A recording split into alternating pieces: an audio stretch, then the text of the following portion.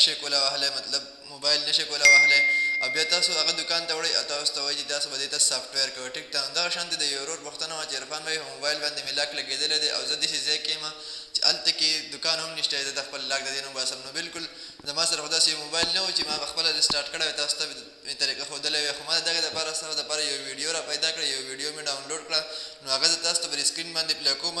بلکل دغه شانتې طریقه پکې ښیي تاسو څنګه کولی شئ د خپل موبایل نه تاسو لاک وباسئ. بلکل تاسو ته وایي چې دې ته سافټویر کول غواړئ، دې دا کول غواړئ، دې دا کول غواړئ، نو بلکل سافټویر اپډیټ دې ته نه کول غواړئ، تاسو بلکل په خپله دغه لاک چې دی هغه له دې نه لر کولی شئ. نو ګورئ زما سره تاسو پر سکرین باندې په دې سایډ باندې دا موبایل یا ټیک ته لاک شوی دی، نه کولاوي، تاسو یې کتی شئ. ټیک ته ګورئ تاسو په دغه شانتې څنګه کوئ. ګورئ ته دا لاک چې کوم ولګي که هغه پیټرن وي که هغه هر څنګه لاکي، نو تاسو به دا او د ټول نه اول چې دا په دې سایډ په دا یو بټن چې دی د موبایل په دې باندې به زور کوئ. ټیک شو.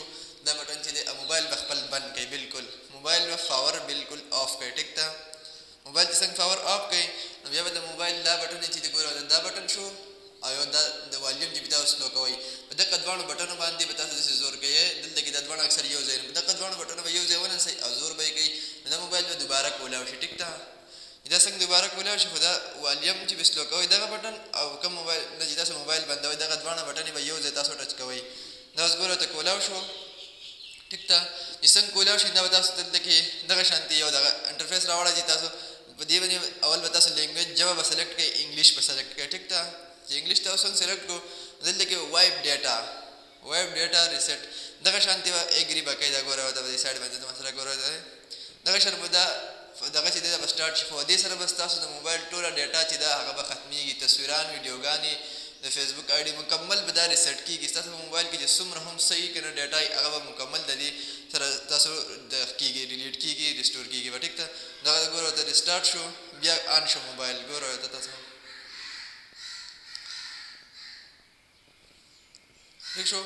دغه شانتې به دا ریسټارټ شي، بلکل به دا ریسټ شي، هغه پاسورډ به د دې نه هر څه ختم شي. ګوره دلته کې تاسو سره په دې سایډ باندې دا اوپو موبایل دی، دا په اوپو موبایل کې دا طریقه ده صحیح ده، خو تاسو په هر یو موبایل کې دغه شانتې کولی شئ چې د خپل موبایل والیوم چې سلو کوئ دغه بټن او دا کم موبایل نه چې تاسو پاور آف کوئ. ټیک ده. دغه دواړه بټن اوس به دلته کې سلیکټ لینګویج دغه شانتې بیا لینګویج سلیکټ کړئ تاسو. کنیکټ وای فای دلته به اوس تاسو سکپ کوئ. ټیک ده. وای فای به نه کنیکټ کوئ، سکپ ګورئ دا سکپ.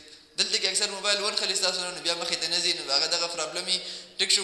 وګورئ ته موبایل آن شو، هغه پاسورډ چې دی هغه ته لاړو، اوس ګورئ ته هغه پاسورډ ته لاړو. ټیک شو.